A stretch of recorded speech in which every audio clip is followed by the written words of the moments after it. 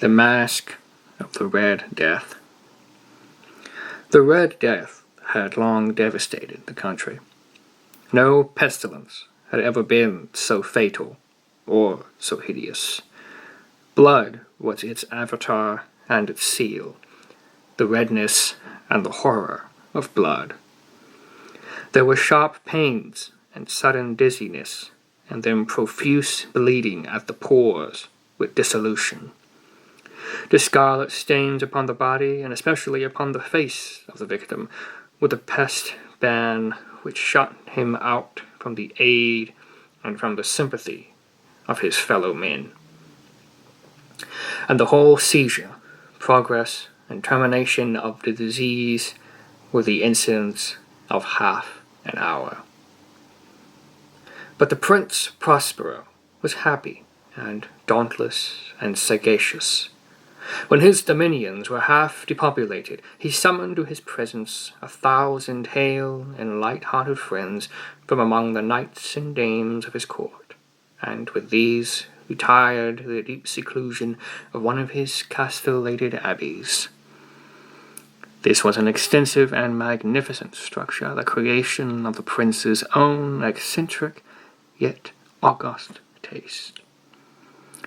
A strong and lofty wall girdled it in. This wall had gates of iron. The courtiers, having entered, brought furnaces and massy hammers and welded the bolts. They resolved to leave means neither of ingress or egress to the sudden impulses of despair or of frenzy from within. The abbey was amply provisioned. With such precautions, the courtiers might bid defiance to contagion. The external world could take care of itself. In the meantime, it was folly to grieve or to think. The prince had provided all the appliances of pleasure. There were buffoons, there were improvisatori, there were ballet dancers, there were musicians, there was beauty, there was wine. All these and security were within. Without was the Red Death. It was toward the close of the 5th or 6th month of his seclusion, and while the pestilence raged most furiously abroad, that the Prince Prospero entertained his 1,000 friends at a masked ball of a most unusual magnificence. It was a voluptuous scene, that masquerade. But first let me tell you of the rooms in which it was held. There were 7, an imperial suite.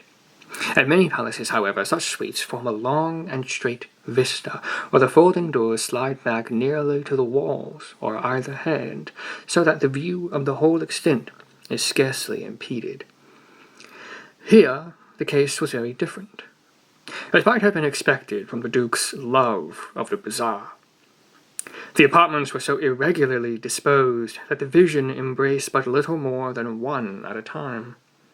There was a sharp turn at every 20 or 30 yards, and at each turn a novel effect. To the right and left, in the middle of each wall, a tall and narrow Gothic window looked out upon a closed corridor which perused the windings of the suite. These windows were of stained glass, whose color varied in accordance with the prevailing hue of the decorations of the chamber into which it opened. That at the eastern extremity was hung, for example, in blue, and vividly blue, were its windows. The second chamber was purple in its ornaments and tapestries, and here the panes were purple. The third was green throughout, and so were the casements. The fourth was furnished and lighted with orange, the 5th with white, the 6th with violet. The 7th apartment was closely shrouded in black velvet tapestries that hung all over the ceiling and down the walls, falling in heavy folds upon a carpet of the same material and hue. But in this chamber only, the color of the windows failed to correspond with the decorations. The panes here or scarlet, a deep blood color. Now in no one of these 7 apartments was there any lamp or candelabrum amid the profusion of golden ornaments that lay scattered to and fro or depended from the roof. There was no light of any kind emanating from lamp or candle in the suite of chambers. But in the corridors that followed the suite there stood, opposite to each window, a heavy tripod, bearing a brazier of fire that projected its rays through the tinted glass and so glaringly illuminated the room. And thus were produced a multitude of gaudy and fantastic appearances. But in the western, or black chamber, the effect of the firelight that streamed upon the dark hangings through the blood-tinted panes was ghastly in the extreme, and produced so wild a look upon the countenances of those who entered, that there were few of the company bold enough to set foot within its precincts at all. It was in this apartment also that there stood against the western wall a gigantic clock of ebony. Its pendulum swung to and fro with a dull, heavy, monotonous clang. And when the minute hand made the circuit of the face, and the hour was to be stricken, there came from the brazen lungs of the clock a sound which was clear and loud and deep and exceedingly musical, but of so peculiar a note and emphasis that, at each lapse of an hour, the musicians of the orchestra were constrained to pause momentarily in their performance, to hearken to the sound. And thus the waltzers perforce ceased their evolutions, and there was a brief disconcert of the whole gay company. And while the chimes of the clock yet rang, it was observed that the giddiest grew pale, and the more aged and sedate passed their hands over their brows, as if in confused reverie or meditation. But when the echoes had fully ceased, a light laughter at once pervaded the assembly. The musicians looked at each other and smiled, as if at their own nervousness and folly, and made at each other, and made whispering vows, each to the other, the next chiming of the clock should produce in them no similar emotion. And then, after the lapse of 60 minutes, which embrace 3,600 seconds of the time that flies, there came yet another chiming of the clock, and then with the same disconcert and tremulousness and meditation as before. But, in spite of these things, it was a gay and magnificent revel. The tastes of the Duke were peculiar. He had a fine eye for colours and effects. He disregarded the decora of mere fashion. His plans were bold and fiery, and his conceptions glowed with barbaric lustre. There are some who would have thought him mad. His followers felt that he was not. It was necessary to hear and see and touch him to be sure that he was not. He had directed in great part the movable embellishments of the 7 chambers upon occasion of this great feat, and it was his own guiding taste which had given character to the masqueraders. Be sure they were grotesque. There were much glare and glitter and piquancy and phantasm, much of what had been seen in Hernani.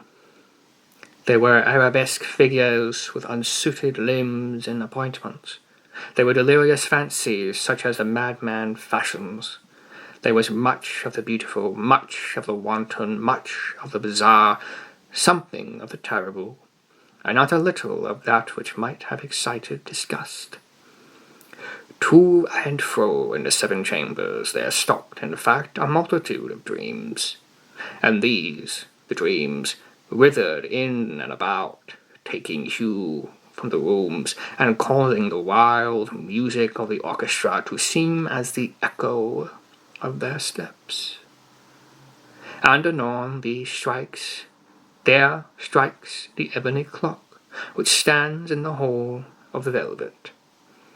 And then for a moment all is still and all is silent, save the voice of the clock. The dreams are stiff frozen as they stand, but the echoes of the chime die away. They have endured but an instant, and a light, half-subdued laughter floats after them as they depart. And now again the music swells, and the dreams live and writhe to and fro more merrily than ever, taking hue from the many-tinted windows through which stream the rays from the tripods.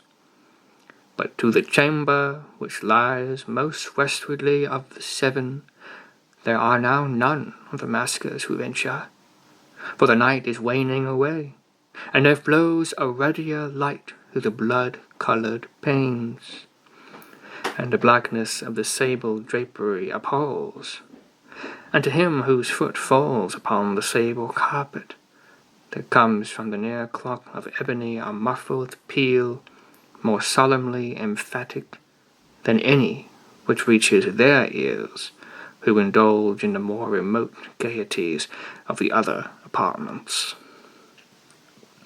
But these other apartments were densely crowded, and in them beat fervishly the heart of life, and the revel went whirlingly on until at length there commenced the sounding of midnight upon the clock. And then the music ceased, as I have told, and the evolutions of the waltzers were quieted, and there was an uneasy cessation of all things as before.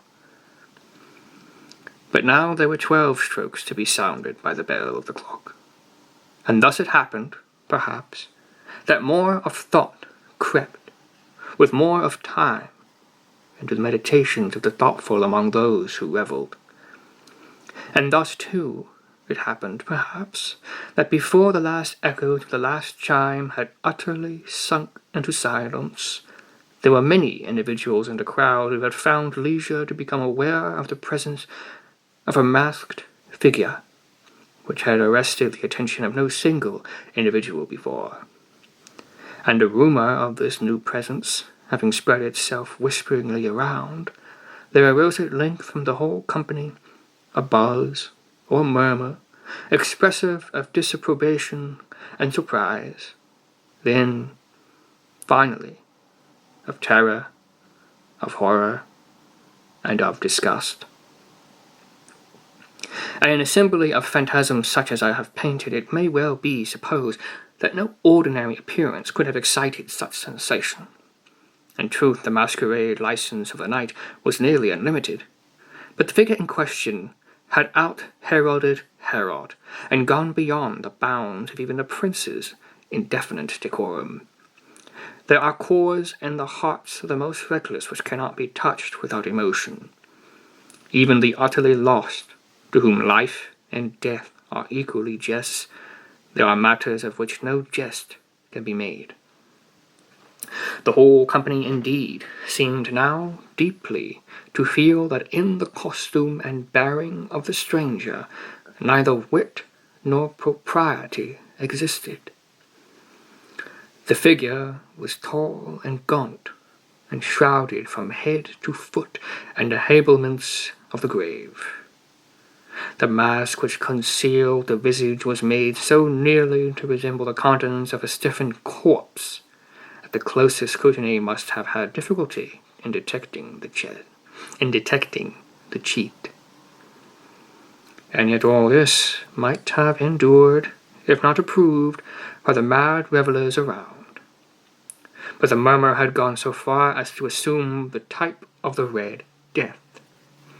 His vesture was dabbled in blood, and his broad brow, with all the beauties of the face, was besprinkled with the scarlet horror. Well, the eyes of Prince Prospero fell upon the spectral image, which, with a slow and solemn movement, as if more fully to sustain its role, stalked to and fro among the waltzers. He was seen to be convulsed, in the first moment, with a strong shudder, either of terror or distaste, but in the next his brow reddened with rage. "Who dares?" he demanded hoarsely in the courtiers who stood near him. "Who dares insult us with this blasphemous mockery? Seize him and unmask him, that we may know whom we have to hang at sunrise from the battlements." It was in the eastern, or blue, chamber in which stood the Prince Prospero as he uttered these words. They rang throughout the 7 rooms loudly and clearly, for the prince was a bold and robust man, and the music had become hushed at the waving of his hand. It was in the blue room where stood the prince, with a group of pale courtiers by his side.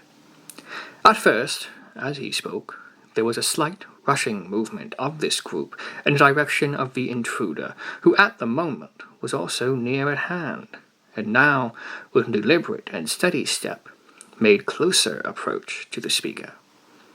But from a certain nameless awe with which the mad assumptions of the murmur had inspired the whole party, there were found none who put forth hand to seize him, so that, unimpeded, he passed within a yard of the prince's person, and with a vast assembly, as if with one impulse, shrank from the centres of the rooms to the walls. He made his way uninterruptedly, but with the same solemn and measured step which had distinguished him from the first, through the blue chamber to the purple, through the purple to the green, through the green to the orange, through this again to the white, and even thence to the violet, ere a decided movement had been made to arrest him. It was then, however, that the Prince Prospero, maddening with rage and the shame of his own momentary cowardice, rushed hurriedly through the 6 chambers, while none followed him on account of the deadly terror that had seized upon all.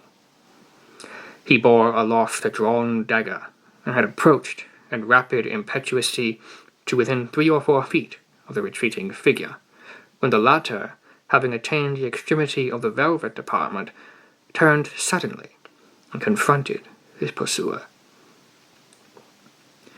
There was a sharp cry, and the dagger dropped gleaming upon the sable carpet, upon which instantly afterwards fell prostrate in death the Prince Prospero. Then, summoning the wild courage of despair, a throng of the revellers at once threw themselves into a black apartment, and seizing the murmur, whose tall figure stood erect and motionless within the shadow of the ebony clock, gasped in unutterable horror at finding the grave cerements and corpse-like mask which they handled with so violent a rudeness, untenanted by any tangible form. And now was acknowledged the presence of the Red Death. He had come like a thief in the night, and one by one dropped the revellers in the blood-bewildered halls of their revel, and died each in the despairing posture of his fall. And the life of the ebony clock went out with that of the last of the gay, and the flames of the tripods expired, and darkness and decay and the Red Death held illimitable dominion over all.